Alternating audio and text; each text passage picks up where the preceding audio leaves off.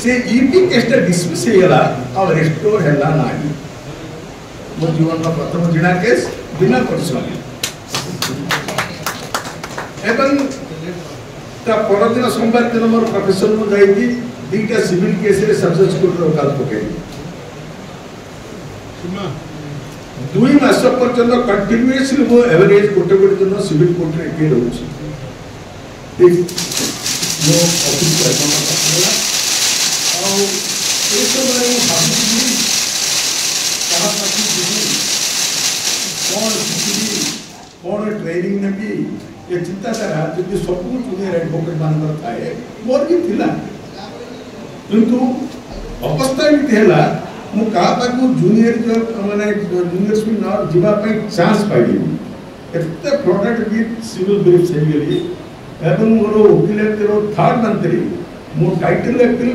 hearing कर jelly पांचटा suit मोर dispose रही गला सम उन पल्ले जानिनी केमि जना हे गला अंको काटू कर्मचारी हम कोको काटू कर्मचारी हम बढिया केमि से रही छि तापर मोर प्रचार ही छि विशेष भाव में जो कम्युनिस्ट अच्छे लोग भाई आंक दल लोक आंकर 2-3 के चिन्ह होगा एमाने एमती प्रचार करदे एरिया ये समस्ते भाविले आदिकन बाबू तिलक बाबू ना भेटरेन्स विनोद बाबू आंको ये पिलाटा भारी परिवार मत जन मो कथा फाइल पूरा आसला भरी हो गला मो दिन राति कांदी आपण माने चित्तकड़े कांदी आखि रक्त बाहर राति सोई पारे राति घंटे पर्यंत पढ़ी turn page run work formula रे पढ़ुथी ए बहिटा देखी आउ खोजी गाइड करिया के नाही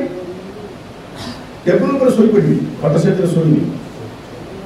सकाळ 6टा रे उठी के आते रेडी 7टा ऑफिस में बसी अक्लांत परिश्रम करिवार 2 वर्ष पर स्टैंडर्ड आई तापरे को केस आइला न आइला मन आउ कुछ कष्ट नाही ठीक गला ए 2 वर्ष भीतर मोर एही काम बहुत दूर बड़ा था दो आई बोला इतना रिजल्ट पाइला था तो सुन हे आपण मान को दया रु 50 वर्ष पुरीला मु 2 वर्ष पॉलिटिकल केस में एकदम केस तापरे सक्सेसफुल पर्सन को करछि कथा होछि कोन मो जीवन रो सीक्रेट हला मो प्रोफेशन रो सीक्रेट हला मु कहा मु व्यवहार खराब करि नाही से क्लाइंट का गोटे मूल्य के हो कि ना गोटे बड़ गोटे हो रिक्शा वाले हो कि गोटे साधारण चाषी हो का रेस्पेक्ट करके अनादर कर पैसा नहीं वो दे पारिनी ये केस हेनी करें मात्र एतिक अच्छे पारिनी बोली जो मत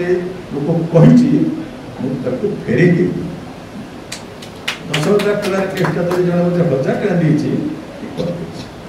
50 टका देछि मोर मन अछि हम आस्का बाबू से गोटे 3 लाख बड़ा केस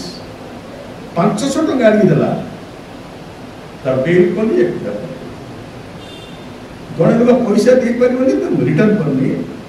सेटा भी बहुत भगवान का बहुत ब्लेसिंग बना मु आज दिन रे मध्य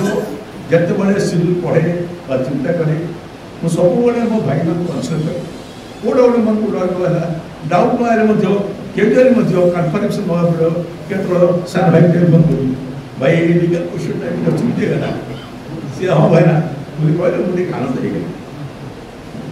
रबा के टेलीफोन करी केतरो का टेलीफोन करी इवन मो पाखे जो जूनियर थिले ताको मते बड़ बड़ कथा है सीसी रविका कथा भी सीसी रवि मुंडे गना नागे सुन इन्शुरेंस रे कोन गोटे संदेह लागला कि तो रामकृष्ण बोलते कि तो स्वतः बोलते